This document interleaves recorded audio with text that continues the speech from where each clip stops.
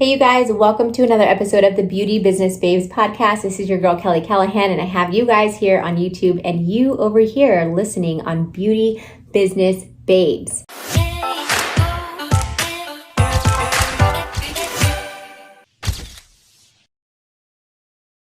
How are you guys doing? I hope that you guys are doing absolutely amazing.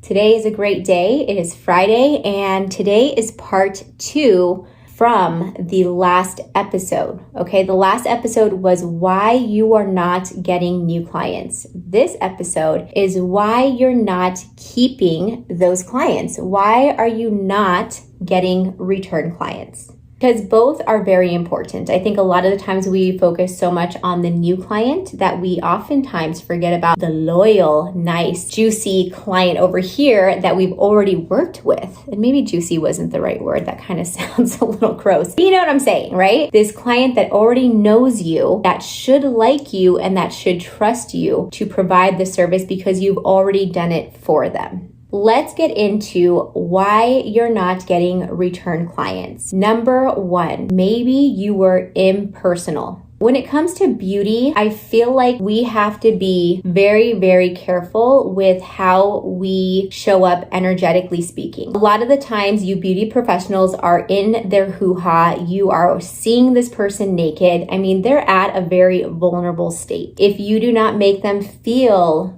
comfortable, they're never going to come back to you. That I promise. And most of you guys are dealing with intimate parts of the body, right? There is a lot of trauma that goes along with a lot of pain that many women especially endure over their lifetime, that we really need to create a safe space that makes them feel super comfortable so that they can know that you are the person to go to for their waxing, their lashes even, I mean, all kinds of stuff, spray tans, whatever we do for them, facials, yada, yada, yada. A couple of pointers when it comes to creating that rapport with your client is talking more about them than you talk about yourself. This is something I've learned very well. I was not aware of this back in the day. When I first started my business, I wasn't very aware of this. I was like, well, all I know are stories about me. All I know are the things that I know, which is me, right? But we want to get into a place of understanding and getting to know our client if they're open to that, because some people really just want to come in, get their service done, and get out. And I think you guys are smart enough to understand how those clients act and what they look like, because oftentimes they're just going to give you one-word answers, right? Or they're just going to be kind of just like standoffish, which is totally fine. If you want a quiet appointment, which is something I've heard about this year, that's totally fine. I'm like that sometimes when I get my hair done, or especially when I get my nails done. I'm just like, I just want it to be quiet. This is like me time. So it's not to be rude. It's me time. And I'm so happy to get out of the house sometimes, away from all of the noise and away from all of the problems that can come up on a day-to-day basis. Being a customer and going to a salon, it's kind of like my getaway. So I hope that you never perceive that client to be rude necessarily, but maybe they just need some alone time, which is totally fine. But if you got chatty Kathy in there, or somebody who just seems open to chatting with you, ask them about them. Ask them all the questions. This is how good it is to just kind of go in the flow of things. Like asking them about them will never stop the conversation, because one, you got the question, they got the answer. So they're going to be talking most of the time.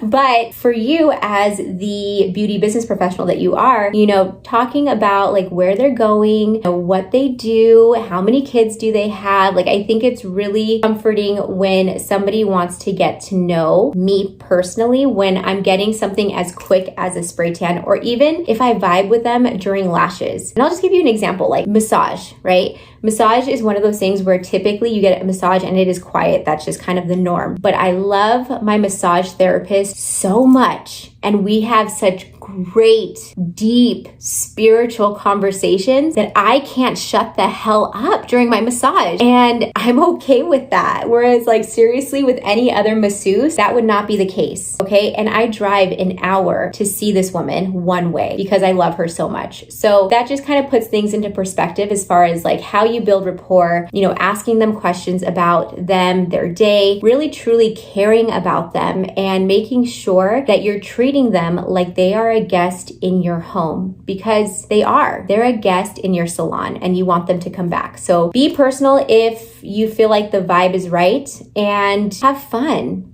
Don't be all nervous, because that energy people can feel. Just flow. Just love it. Find a new friend within this little relationship, this little 15-minute or an hour, whatever time that you have with your client. Make them your BFF. The next thing here is that you did not communicate proper expectations. So when it comes to not getting return clients, perhaps you didn't explain things well enough for them to have a good experience. So whether that's prep work that they have to do prior to coming to the salon, maybe that's giving them a rundown of how the service is going to work, especially if they've never gotten that service before. And also the post-care. I know that pretty much every single service that is in the beauty industry requires some post-care information and instruction. So if you did not properly communicate with that to them, then what can happen is a bad experience where their tan fades faster, their lashes come off faster, their facial, like they just don't really see a difference. They're waxing, I don't know, maybe it just is sore or something like that. But setting the proper expectations for what could happen and what they need to do in order to have the best experience is so important. And I would not only verbally state this, but I would have it on my website, and I would also give them a postcard so that way they can take this home and review it, because a lot of the times we're in a rush or we're just thinking about other things and we forget all of the information that is given to us. So it's important for us to communicate properly and set the right expectations.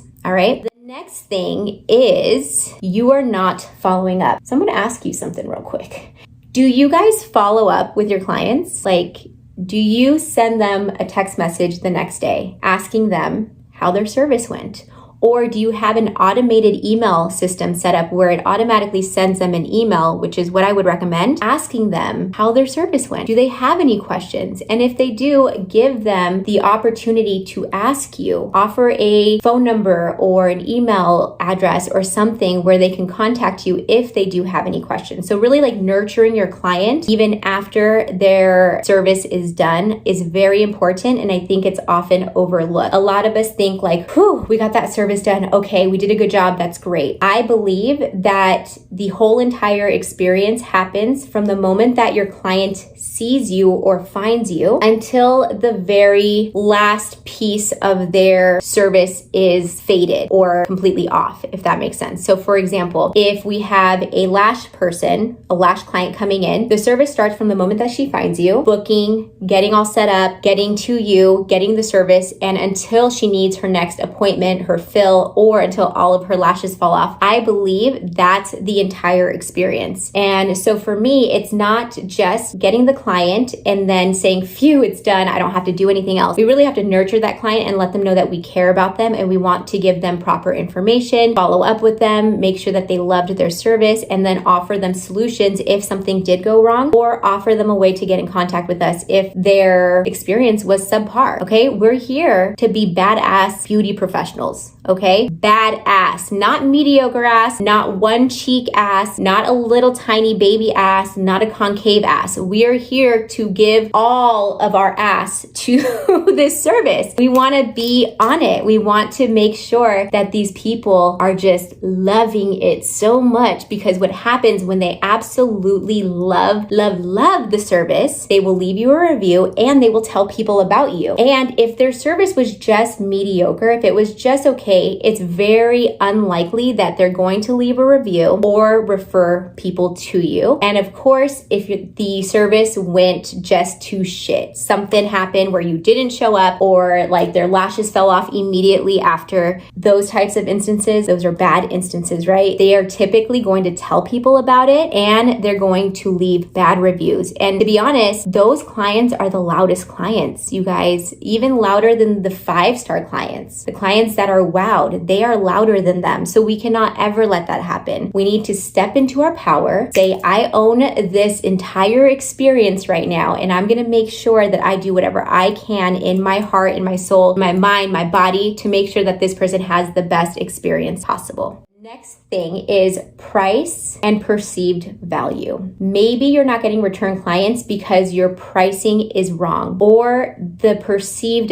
value of your service, you are not sharing that enough, or you're not sharing that correctly. So perceived value obviously is going to be much different depending on who you're talking to, right? So this kind of goes back to last week's. You have to know your target audience and you have to bring those people into your business, because those are the people that are going to value your business and your services. They're going to have a higher perceived value than somebody that is complete opposite of your ideal client. Does that make sense? So we have to make sure that our messaging is on point, that we are offering the value of the service and sharing that with people, because a lot of people think like, oh wow, 15 minutes for a spray tan, but I can get it for, $19 a month at the spray booth. Hey, you can, but it is a much different experience. And Sunless Artists, if you guys are listening to me right now, go to a spray tan booth, especially for those of you guys who have not done this very often or ever. Go to a spray tan booth and compare that to a service that is an airbrush tan. Those are two completely different audiences and they're two completely different experiences in my opinion, okay? And I know a ton of people who offer booths and they offer airbrush spray tans done by hand. So I'm not knocking the service. Margaret, if you're listening, I am saying that those are two different experiences, and there is a reason why airbrush spray tans are higher priced than a booth tan. You want to make sure you're setting the expectation when it comes to value and what you are providing as the service provider. And then you also want to take a look at the price. Does the price match the value? If somebody down the street is offering hand done spray tans, airbrush tans for $25, I bet you they're not offering all the things that you're offering, which is like powder, sticky feet, hair nets, nose filters, wiping the hands afterwards, really taking care of your clients and really like giving your all to this. I bet you they're not. So I want you to be aware of that and really understand that you can price higher than your competitors. It's not a race to the bottom of pricing. It's actually something where you can price higher, and you also must give the value of that, okay? To be able to match that price. So I hope that makes sense. Last thing we have on here, and this actually is one that I had last week, and you guys guess what it is? It is not being convenient. So you are not getting return clients because you are not convenient. And this can be a couple of different things, but the main thing that I think about is your hours and how easy it is to book with you. And perhaps what else? Maybe like parking situations can have something to do with it, or if you're super, super busy and it's really hard to get in, those types of things. So I hope that really helps you guys. I love you guys long time. Before I let you go, let me just do a quick summary of why you might not be getting some return clients, okay? So number one is you are impersonal. Number two, you didn't communicate proper expectations. Number three, you are not following up. I always say there's fortune in the follow-up, so remember that. Number four, your price isn't matching the value. Number five, you're not convenient. If you guys have any more thoughts on this, I would love to hear it. You guys can DM me at Iam_Kellyann. Otherwise, I love you guys long time, and have a great day, weekend, Friday, whatever day it is that you're listening to this. Love you guys.